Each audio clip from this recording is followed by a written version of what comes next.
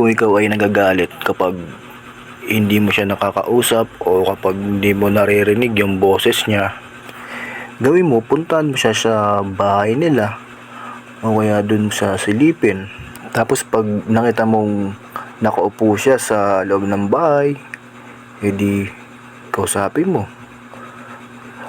Tabihan mo siya habang magkatabi kayo. Nag-usap kayong dalawa. Kung may sasabihin ka man sa kanya, sabihin mo sa kanya.